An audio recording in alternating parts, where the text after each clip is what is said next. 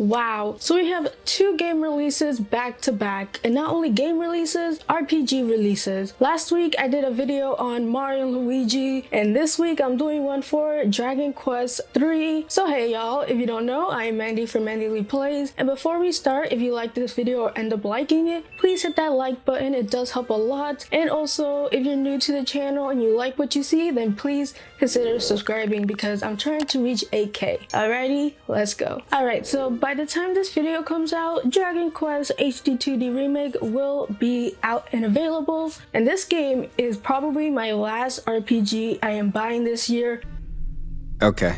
I have way too many games and my backlog is looking at me weird, and I'm kind of feeling a little bit overwhelmed. But hey, now's not the time to be discussing all that. In this video, I'm here to give you every piece of information regarding Dragon Quest III so you guys can make an informed decision on whether you want to buy it or not. That's my true goal with these videos. But enough of the preamble, let's get into the video. First, I want to talk about the timeline of Dragon Quest III. Now, I know a lot of you are wondering, where the heck does Dragon Quest HD-2D Remake take place? Especially considering that Dragon Quest III is the 3rd game, most people would assume that Dragon Quest 1 or 2 are first on the timeline. Now, there is a reason why Square intentionally did it that way. It is because chronologically, Dragon Quest III is the first game in the Eldritch trilogy of games. But don't you worry, Square has it in the bag because they are also remaking Dragon Quest 1 and Dragon Quest 2. Now, it does come after Dragon Quest 3, but since 3 is a prequel, it's kind of like the first one, so yay!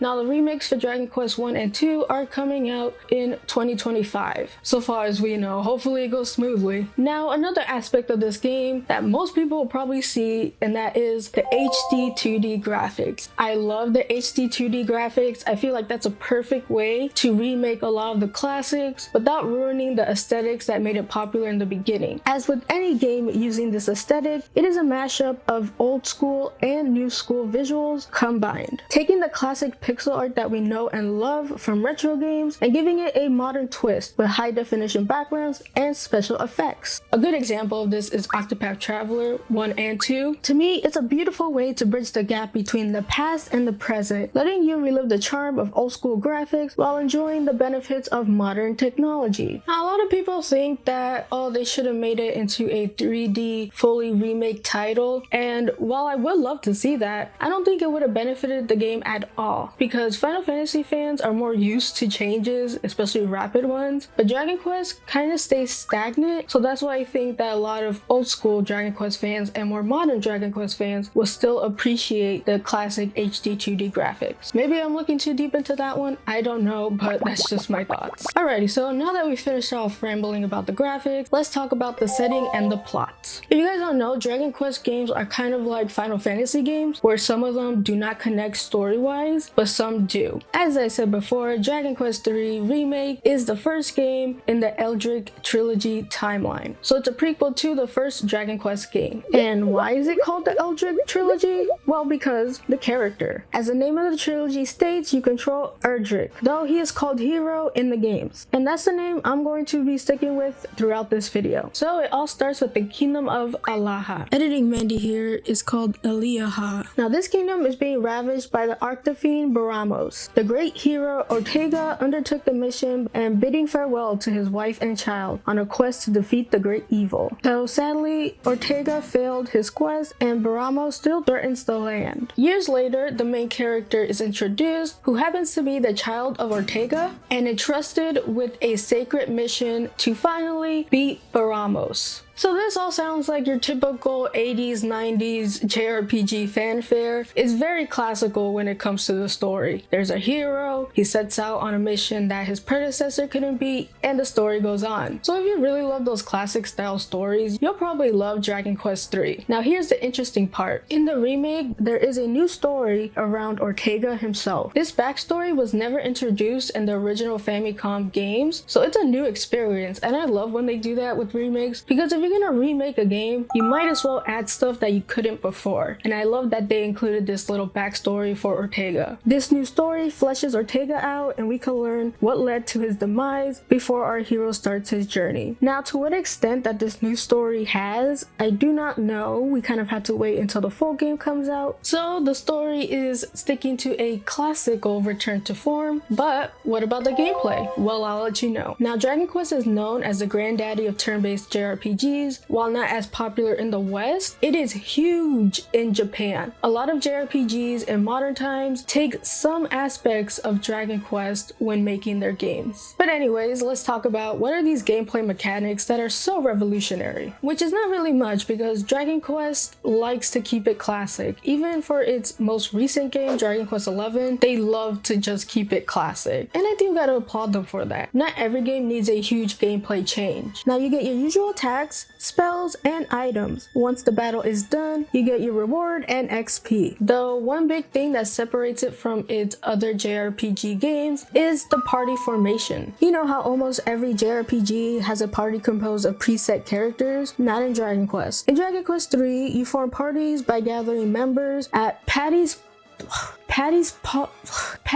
party planning place.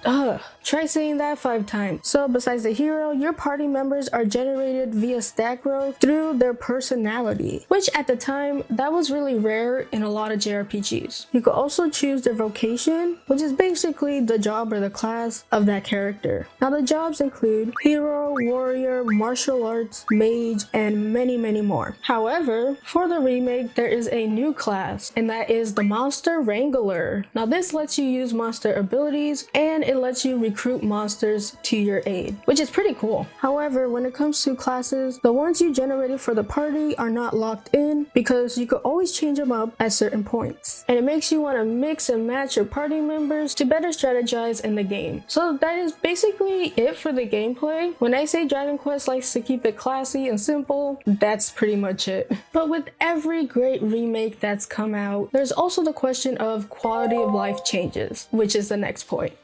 Now, with Dragon Quest III, there's a whole list of quality of life changes that I love. The first change is that you can now save the game anywhere, because there are moments where I have to go do something, but I can't really do it because I can't save. So having this option is fantastic. Another thing is you could increase the battle speed, which is chef's kiss. But not only that, you could increase the dialogue speed as well, which is double chef's kiss. If you want to have a grinding session, you could speed that up and go grind. I personally use the speed options a lot in the Final Fantasy Pixel remasters because there's a lot of waiting time and ain't nobody got time for that. So I love when classic games have a speed up option. It makes it more bearable for modern audiences like myself. Also, this game does now have difficulty options. The original Dragon Quest III game is known to be notoriously difficult, so having difficulty options is a nice welcome to any newcomers. But that's not all, folks. We also have fast traveling, and the last feature, from what I could gather, is the fact that you now have a map and objective markers.